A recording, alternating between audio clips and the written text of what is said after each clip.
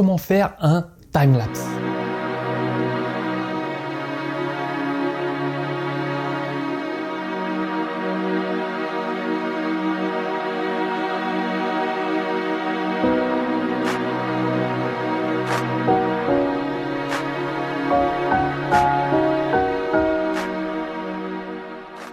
Ça donne un effet vraiment magnifique et ça permet d'ajouter une touche artistique supplémentaire à tes vidéos, notamment si tu fais des voyages, tu veux forcément garder des paysages magnifiques, un changement de couleur dans le ciel, tout simplement tu souhaites faire un timelapse. Et donc comment est-ce qu'on le fait techniquement sur son appareil photo? Tu vas voir, c'est extrêmement simple à faire. Tout ce que ça demande, c'est juste un petit paramétrage et du temps, parce que tout simplement le temps de faire le timelapse, ça peut prendre un certain temps. Tout dépend de la durée de ton timelapse encore une fois, mais je te montre ça tout de suite directement dans ma caméra. Alors pour faire un timelapse, tout va dépendre de ton boîtier. Je t'invite à te référer à ta notice d'utilisateur. Tu auras toutes les informations dedans, mais ça va à chaque fois varier quelque peu au niveau du libellé, mais ça sera quasiment la même chose. Donc regarde ça, tu pourras exactement retrouver la même chose sur ton boîtier. Concernant le Sony A7 III, tu vas dans le menu directement, tu vas ici donc dans le premier onglet et tu vas aller sur la page numéro 4 il me semble, 4 voilà.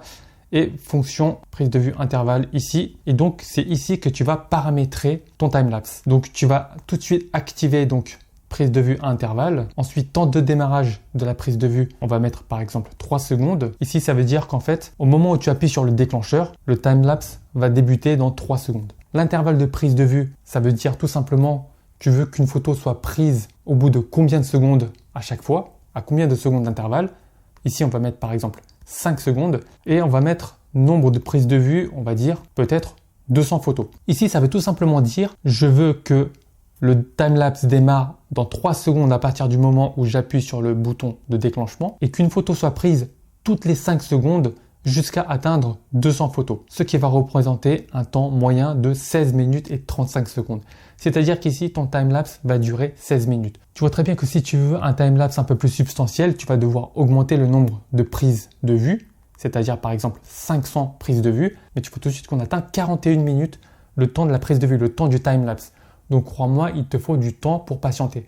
Donc tout simplement, ce qu'on fait le plus souvent, c'est au bord d'une fenêtre. Toi, pendant ce temps-là, tu peux faire autre chose, effectivement, et tu peux lancer ton timelapse. Donc par exemple, on va voir tout de suite ce qui se passe. On appuie sur le bouton de déclenchement et dans 3 secondes, ça va se lancer. Voilà. Tu vois ici que l'appareil photo va prendre tout seul les photos. Voilà, 1, 2, 3, 4, 5. 1, 2, 3, 4, 5. Voilà, toutes les 5 secondes, une prise de vue. Et pour arrêter le timelapse, il te suffit de rappuyer à nouveau sur le bouton de déclenchement pour arrêter le timelapse.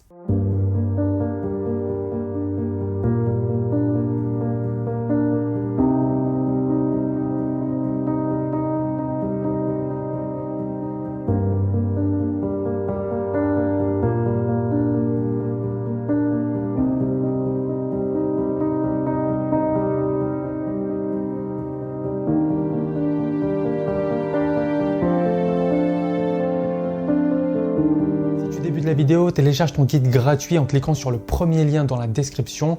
Tu auras selon moi quels sont les 5 meilleurs appareils photo pour débuter dans les meilleures conditions avec un petit budget. Et surtout à la fin de ce guide, tu auras un petit cours sur le triangle d'exposition pour maîtriser ouverture, vitesse, ISO et débuter la photo dans les règles de l'art. Si tu as apprécié la vidéo, clique sur le bouton like et surtout abonne-toi pour plus de conseils et devenir un meilleur photographe après chaque vidéo.